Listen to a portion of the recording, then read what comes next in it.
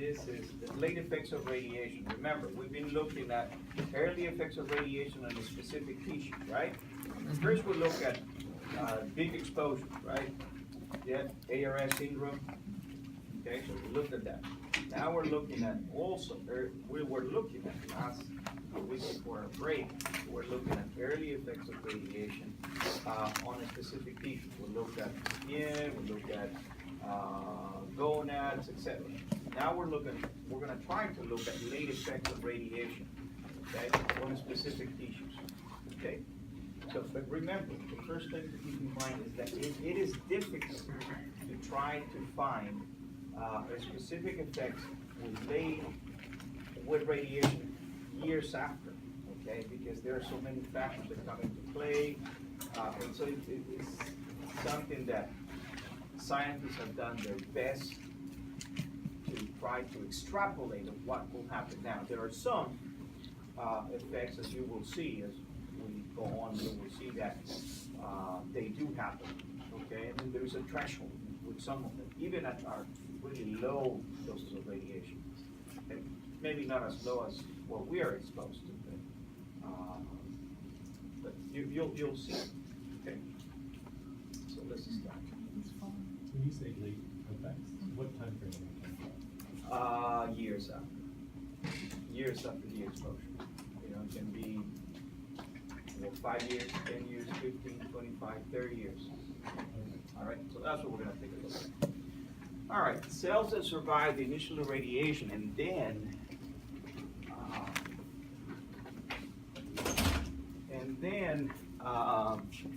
retain a memory of that event and are responsible for producing late effects.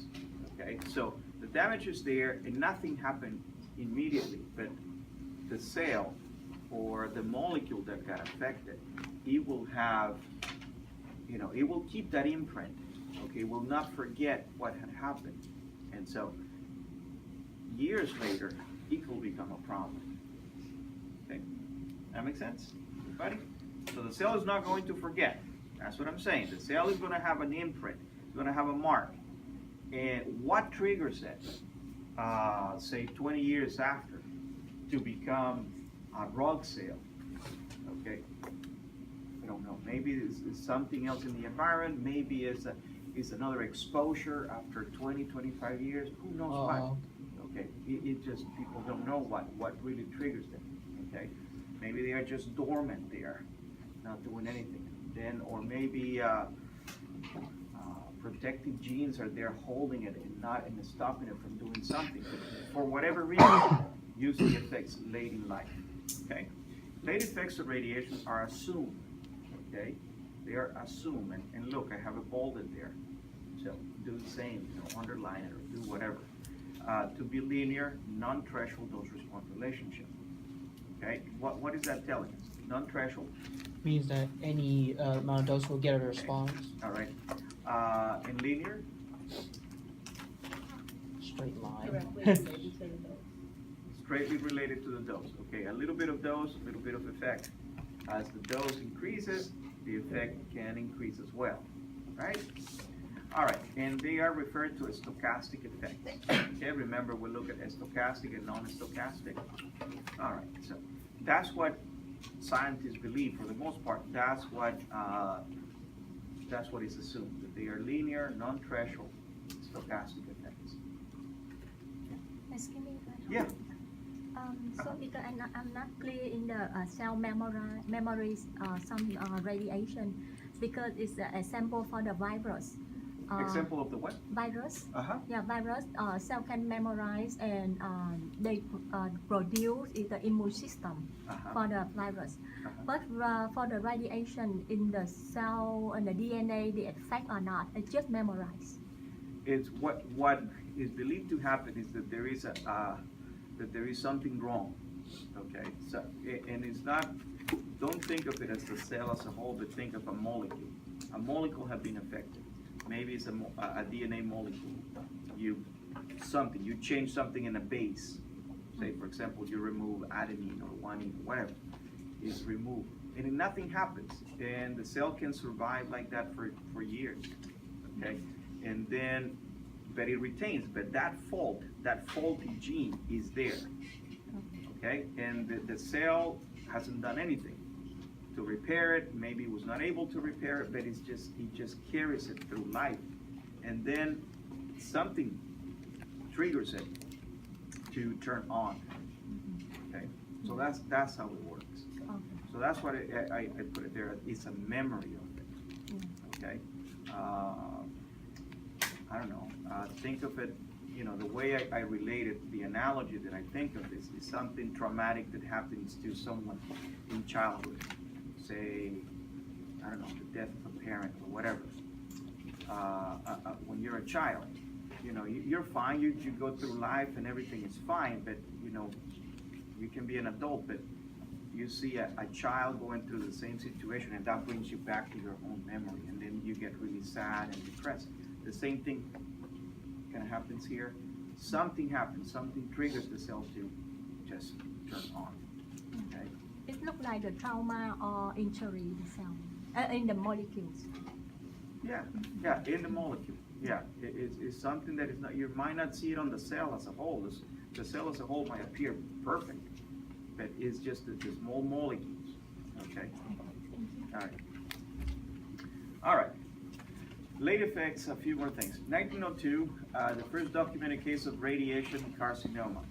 So, when were X-rays discovered? 1895. 1895, right? So 7 years after, that's pretty, you know, it didn't take 10 years, 20 years, and it was pretty soon, okay? You began to see the first cases of carcinoma. And I'm not talking about skin being burned. This is real, this is cancer, okay? This is cancer. So cancer takes time to develop, doesn't it?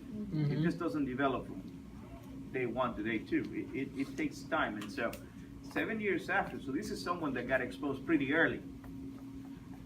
Make sense? Pretty early, maybe in 1895, maybe 1896. So he got exposed pretty early, and then, you know, it took a few years to develop cancer. So, right? And it's also known that radiation is also responsible for causing other types of malignancies.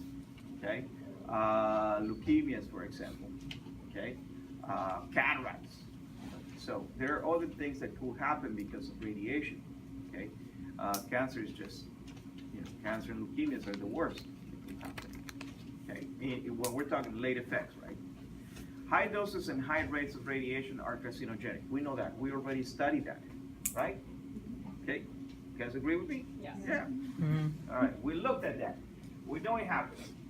All right, so now it has been more difficult establishing, and this is what I was saying before, this relationship with low doses of radiation, okay, especially with occupational exposure, because our exposure is so low.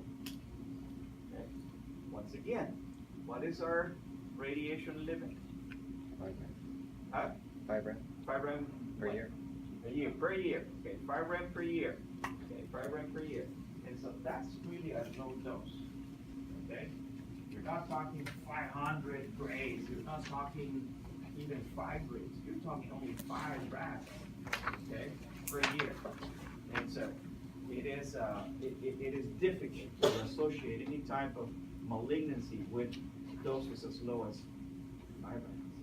10 rats. Very difficult. But anyway, let's take a look at it, see what we have. To be able to do studies in radiation and the effects of radiation,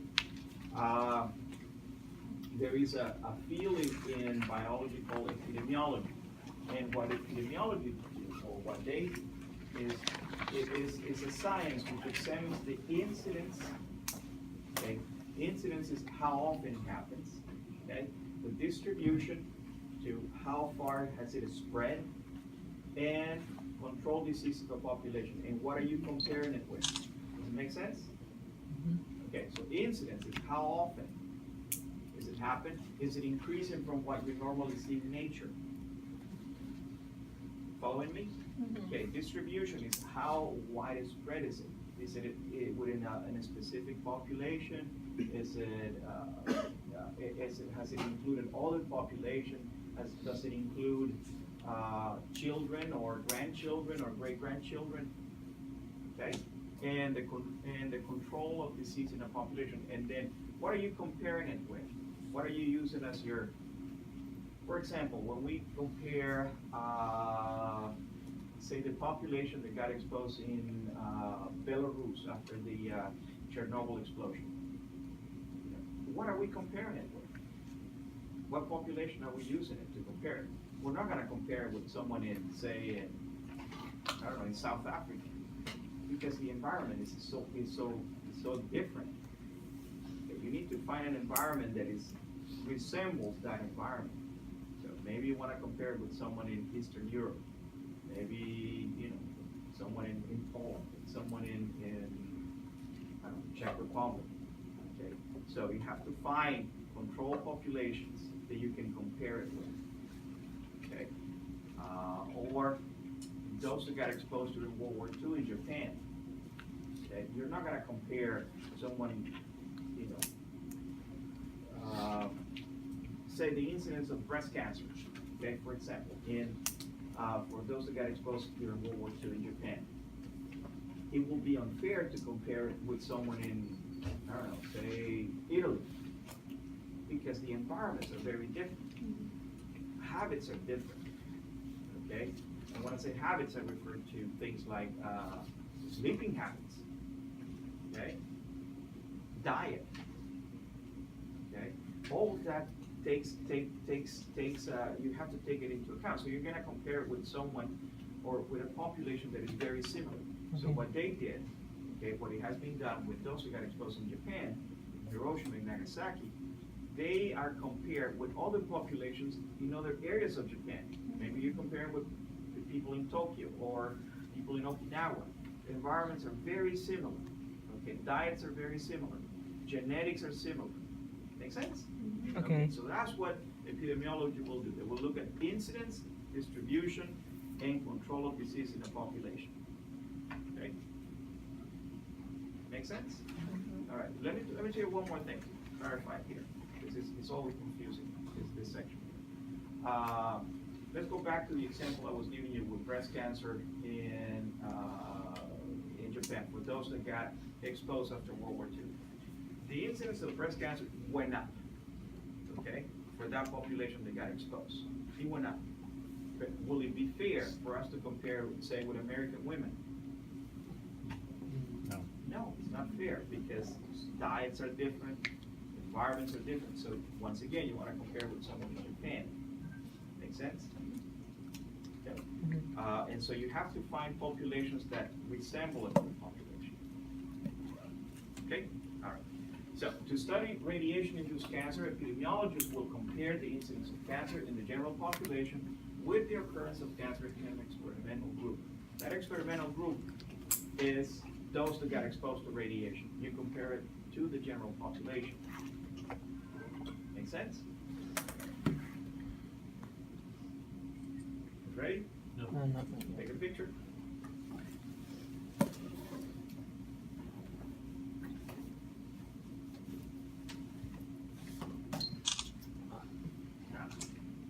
Going back.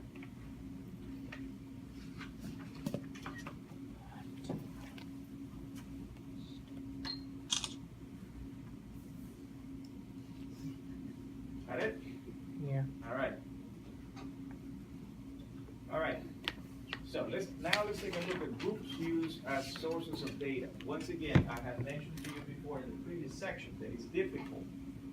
It has been difficult to find sources of data because who's going to volunteer to go in a study? Okay, we're going to expose you to radiation, and we'll pay you $11 an hour or $11 an exposure. I mean, who's going to do it? I mean, there might be some crazy people who might accept that, or someone in real need that might say, "Yeah, I'll do it," but it will be unethical, right? It is against the law to do that. You cannot just expose people because of it. The only reason to expose them is because of medical reasons, at least in our case. All right? So difficult to find sources of data. And then the data we have are very limited. Very small groups that have been exposed, accidentally exposed. And so keep once again, keep that in mind. So the groups that have been used, atomic bomb survivors, we're going to call those the ABS group, atomic bomb survivors group. medically exposed patients, and especially in Europe, and specifically in Great Britain, they have had, from the very early days of medical radiation, they have had good records. They always kept good records of what some of the effects that they were seeing and how radiation was used. Not so much in this country, not so much in other parts of the world where people got exposed and no one kept track of what, how much, and what were the effects that they were seeing. Occupational exposed personnel, okay? Those of us who get exposed, radiologists, X-ray technologists, physicists, people that work in the nuclear power industry, those that work with nuclear weapons, so people that occupationally get exposed, okay? In populations who receive high natural background exposure, okay, there are areas in this world where you will receive more radiation than in other areas, okay? For example, if you were to live in, say, Denver, Colorado, okay, because of the high altitude, you're gonna get exposed to higher levels of radiation, okay? Cosmic rays, rays coming from the sun, etc. There are areas in the Midwest, Kansas, etc., where it's just natural background radon gas just coming, just pouring through Earth. Okay, so there are areas where you get exposed to higher levels in other areas. All right, so some of the limitations that we have to take into account, okay, are failure to control experimental groups from other known carcinogens. Right? Yeah, they get exposed, these populations got exposed to radiation, but what prevents them from being exposed to other chemicals or from other agents that can cause cancer, right? Chemicals that you find in water, food, the air we breathe. So it's difficult to control that experimental group, okay? Because there are many other carcinogens that are just in our environment. Okay, insufficient observation periods. For how long are you going to observe these groups? I mean, you can only be part of a study for a few years, but then, man, you want to move on, right? You want to do other things. You want to see the world, right? You want to have a family and you know, be free. I mean, you cannot just hold that experimental group and say, okay, you got to stay here now. You got exposed and you cannot go anywhere. So it's difficult to control that. So you can only do it for so many years, or so many days, or so many weeks. Using proper control groups. A lot of times the control groups have not been right. What I was saying before, who are you comparing it with? The population that got exposed, what other population are you comparing with? Because remember, there is a natural incidence of cancer in a population, right? Cancer just happens, right? I mean, some people try to say, well, you know, cancer happens now more often than what it did, at least my grandpa used to say, you know, in my days. Because people were undiagnosed. People with cancer have been humans forever. So it's just something that, maybe not forever, but it has been for a long time. It's just that we were not able to diagnose it. So people say, well, what did you die of? Whatever. Oh, natural causes. Well, did a doctor ever see you? No. We don't know, right? But so it has been difficult to have control groups. Okay, next, deficient or incorrect health records. And this is what I was referring to you before. You know, England has done, or Great Britain has done a good job of record keeping, but other countries have not been so good about it. And so looking at those health records it can be difficult. All right, so let's take a look at what tissues. And now, once again, I remind you, we're looking at late effects, right? We're not looking at early effects, or what we're looking at before. We're looking at erythema, we're looking at desquamation, moist desquamation, right? All of that. Those are early effects. Is that clear? Okay. Now we're looking at late effects. That's why I gave you the big title at the beginning of the section. Late effects. Okay? All right. So one of the first things that happen, okay, to local tissue, to skin is radiodermatitis, okay? And I'll show you what it is and what it looks like. This is inflammation, and the skin becomes brittle, becomes fragile, becomes inflamed in some cases. Okay? Now, just to give you some peace of mind, no such effects are observed in the way we perform exams nowadays. Okay? Even a patient that goes in and has a hand x-ray, an elbow x-ray, whatever, and you do it 10 times, you're not going to see that because the levels of radiation we're using are very low. Okay, so we're not going to see dermatitis then. Chromosomes can be affected. Chromosome aberrations can be produced with low dose radiation, and they are not apparent until many years after the exposure. Okay? So if it happens to chromosomes, it happens to DNA, right? Okay, so these are things that we see, and you don't see them for a long time. Okay? You just put a mark on those cells, put a mark on that molecule, and years after it will become evident. Okay? We see that, we observe that, we have seen chromosome aberrations of lymphocytes and other cells, but specifically with lymphocytes. Remember that I had mentioned to you before that back in the 1930s and 1940s, they used to, on X-ray technologies, they used to draw their blood every 3 months or every so. Typically, it was every 3 months. They used to draw their blood and see. They will count lymphocytes, but also what they did later on was they would look at their lymphocytes and see if there were not any chromosome damage. Okay, because it does happen. Remember, I don't know if you guys are aware of a case that happened here in California not too long ago, about 3-4 years ago, a child that got overexposed with a CT scan. Remember? No, Yeah, about 3 years ago, 4 years ago, maybe, somewhere here in California. A child got, I don't know what the X-ray test was. Just okay. Anyway, had repeated CT scans. I don't know, that's what I'm saying, it's almost impossible to do it. I don't know what the X-ray tech was doing. Maybe he was drinking tea or coffee or talking on the phone, I don't know. But the child had repeated CT scans at the same time. So did the CT scan, boom, went back in, did another CT scan, boom, went back in.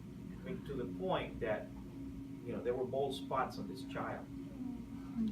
And also what they also look at is that they look at his chromosomes, and there were damage to his chromosomes. So I don't know how many times, because the safeguards that you have in CT are almost impossible, or this guy was crazy, I don't know. I really cannot explain it. They never said on the news how it was because it was a case that was going to court, and they could not specify, or they didn't specify really how it happened, the details of how it happened. And I think they settled out of court, so they couldn't really tell all the details of what happened.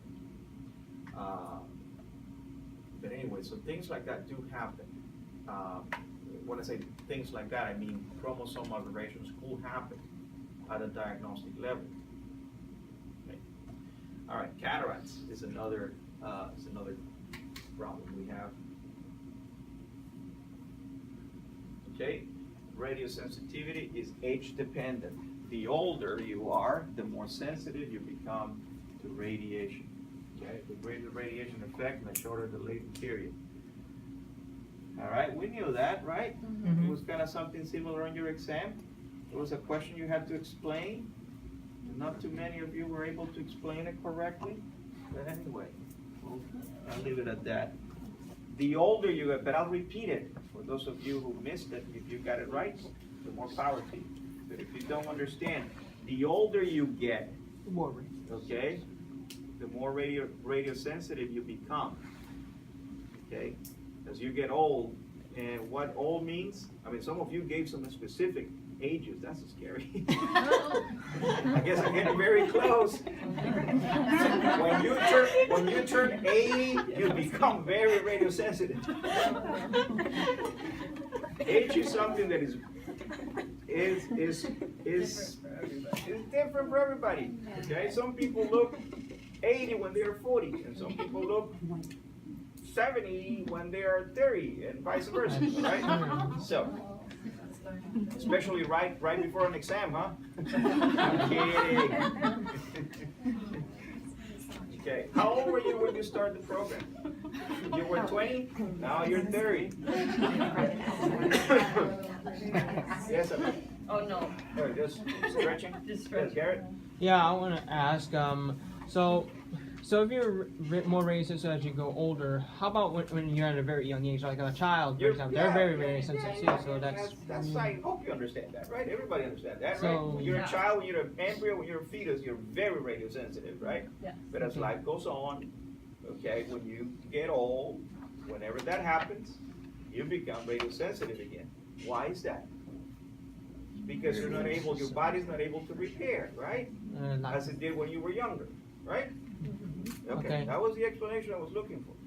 But anyway, so in this case, let's go back to cataracts. Okay. Let's go back to cataracts. The same thing happens. As you get older, okay, the more radio sensitive your lens, the lens of the eye will become.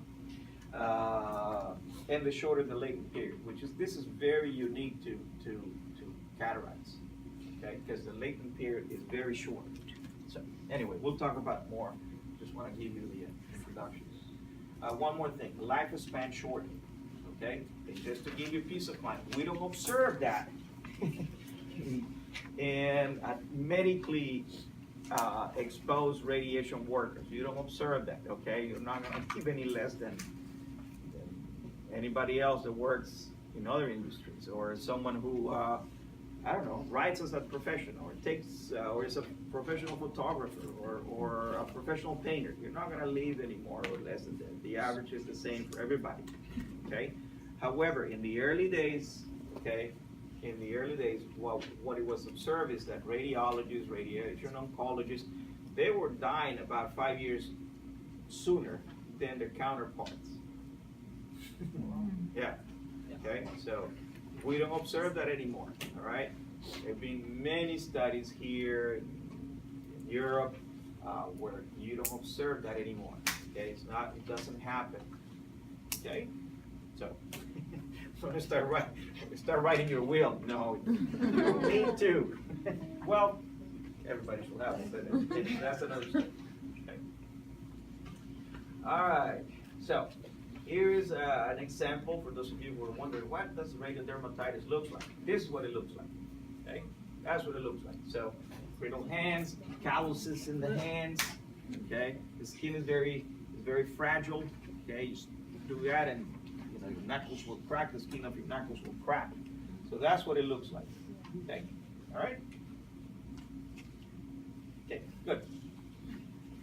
All right, cataracts in humans. Known for years that radiation can damage the lens of the eye. Well known, well documented. Now, the lens of the eye is somewhat radio resistant. It's kind of, they keep changing the numbers for the lens of the eye, but it's kind of medium, okay? But radiation can cause damage, and once the damage is done, that's it. All right. Early radiation-induced cataracts are usually located in the posterior pole of the lens. This is important because cataracts can develop anywhere, just naturally, okay? But if it is induced by radiation, they always start, or they usually will start at the posterior pole of the lens. So, if someone suspects that cataracts was probably triggered by radiation, what they need to do is they need to go look very early before it develops, because, and listen here carefully, because once the cataract has developed and it's a full-blown cataract, you cannot tell if it was induced by radiation or not. You can't. There's no difference. So it has to be identified early on. If it is identified early on and they find that it was at the posterior poles of the lens, then you can infer this is probably induced by radiation. Okay. A few years back, I was, who was it? It was Bouchon was telling me at a conference, it's not a friend of mine. He's more like a mentor. If I have questions, I will email him, and you know, he's gracious enough that he will email me back. You know, months after, stuff like that. If I have, you know, something, a comment about a book or something I read about somewhere, I will ask him.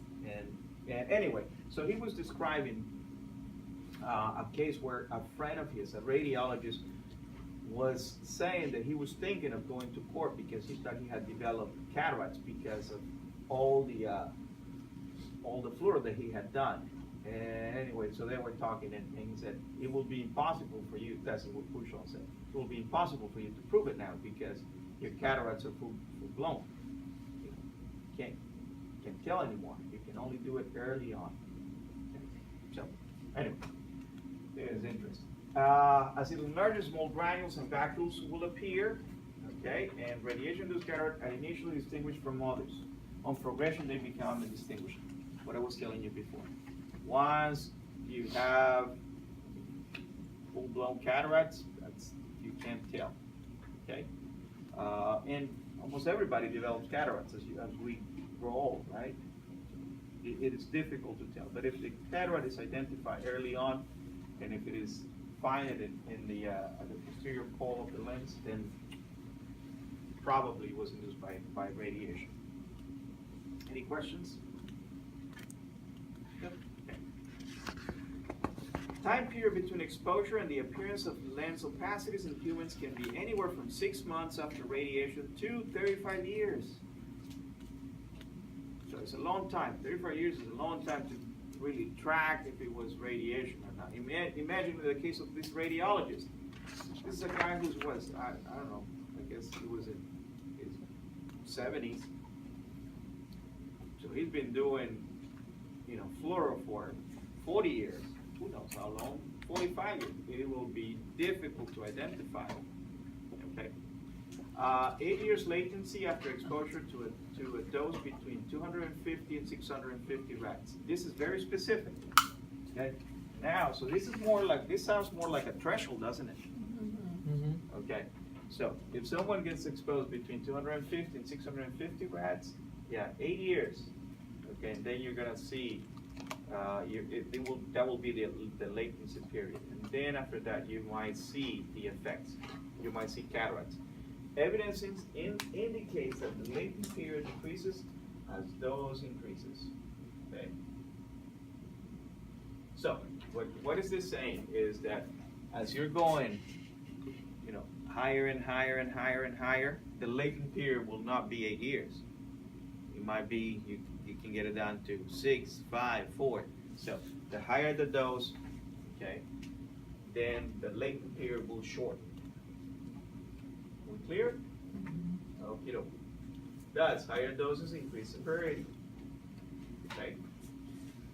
All right. A few more things. Cataracts is non-stochastic. Okay. Deterministic. This is going to be one of the few cases when it is deterministic and is threshold. So take a look. Remember early on I had said that the majority of late effects, okay, to low doses were stochastic. Well, this is an exception. And make it there. Make a point of understanding that cataracts are non-stochastic. They have a threshold, and they are pretty much deterministic.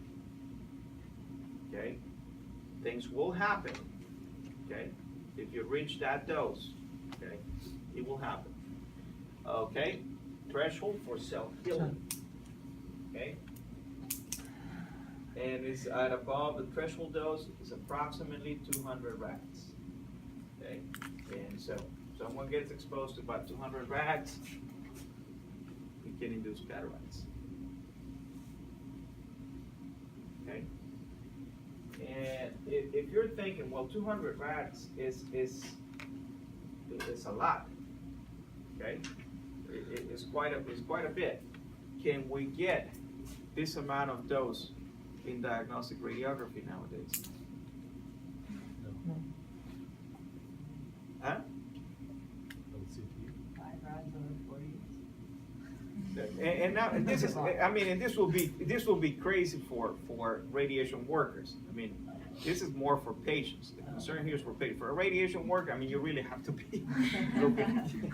Does it really work?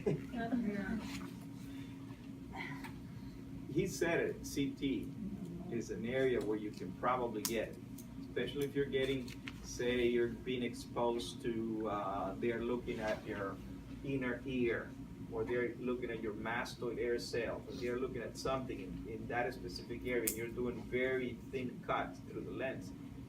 That is possible. So it is something that physicists, health physicists, medical physicists, hopefully radiologists, are very concerned about. And so in CT, you try to avoid as much as you can. When you're doing head CTs, for example, a lot of times you have to go through the eye. And so what you do is you angle the gantry, you angle the tube, okay, so you're not directly going through the lens. But it is possible. Okay, so below the threshold dose, no effect. Okay, you do 190 rads, no effect. At least no effect on the lens. I mean, you have other effects, but no effect. We're talking specifically about the lens of the eye. No effects. Okay, damage is insufficient to cause visual impairment. But once you get to that 200 mark, or somewhere close to, this is what this wavy equal sign, that's what it means. Quasi equal to 200, okay? It's somewhere there. Okay. So he can trigger problems. All right. Okay, I'm going to stop here, and I want to return your exam.